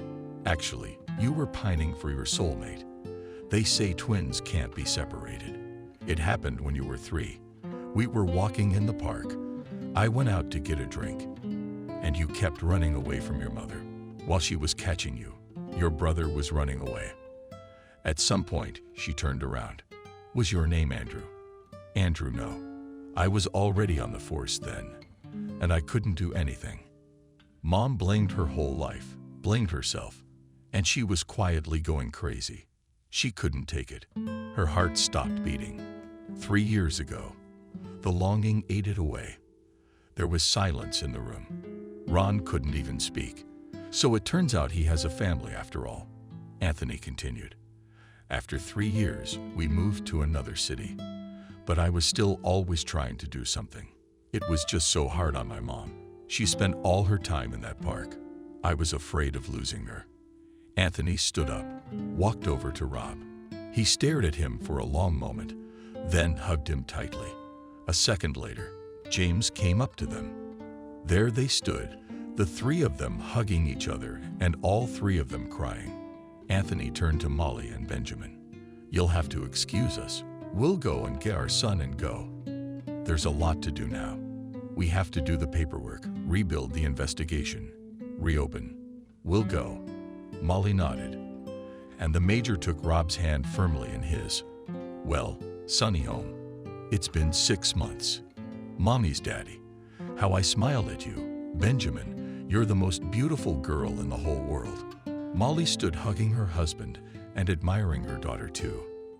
Adriana twirled in front of the mirror in her wedding dress.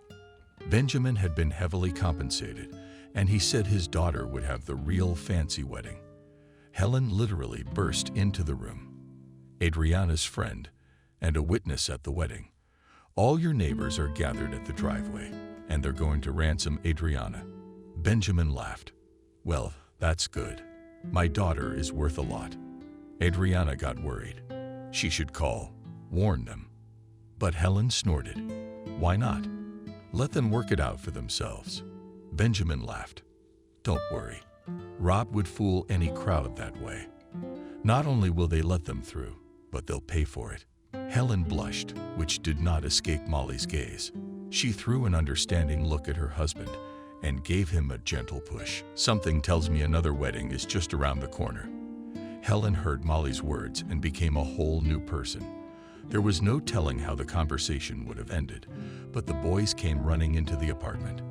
Adriana looked fearfully at Molly's mother and hugged her. "What are you doing?" "Oh, Mom, I don't know. Everything will be fine. Don't worry." The loud voice was heard through the open windows. Every now and then those in the yard laughed. Adriana relaxed a little. Life was a very strange thing after all. Rob lived almost all the time as an unknown person, and now she couldn't imagine that James didn't have a brother. He fit in so well, it was like he was just going away for a little while. James told her that the next day they drove to the cemetery to visit his mother. Rob cried for a long time. There he sat on his knees by the grave. Now Rob was studying hard so that he could get his school certificate and go straight to school. Anthony had managed to arrange that Rob would just pass the exams, and he would be given a certificate. Adriana and James tried to help him. Many voices were heard in the hallway. James entered the room in a suit. He looked at Adriana and gasped. "Wow, why didn't you tell me you were so beautiful? Do I have to keep you in a burqa now?" She laughed. "No, I don't. I'm only going to look at you." Rob stepped in. "We're twins, and we're supposed to be the same. Someone should be looking at me too." He turned around. "And where's my witness?" Helen ran into the room to see if her makeup was okay. She spent 3 hours at the beauty parlor today. She came out when Rob called her, looked at him embarrassed. "Hello," Rob whistled. "Wow. I, on the other hand, would agree to have a beauty like that looking at me at all times." Helen flared up. Rob took her hand gently. "I'll be looking after the bride tonight. It's out of rank, but I won't let you out of my sight. Not to be taken away." Molly listened to the registrar's words and thought that life was unpredictable. Her husband was paying for someone else's sins. She was paying the price. They were all having a hard time. But if all that hadn't happened, Rob wouldn't have found his family. Anthony, son, it's all so interconnected. Rob had to cross paths with Benjamin, and Anatoly and his wife to move to this very city. And Adriana managed to get acquainted not only with the son of the major, but also with the father of the loud ones. "I declare you husband and wife." Molly got up, wiped at the running tears, looked at Mike, who was also with his girlfriend today. Here comes the start of her babies flying out of the house. Benjamin hugged her. "Don't be sad, my good ones too. Jack and Ben are still with us. And then the grandchildren will come." Molly smiled. "How do you know what I'm thinking?" "I know everything because I love you so much. And then there I knew for sure that you and I would meet."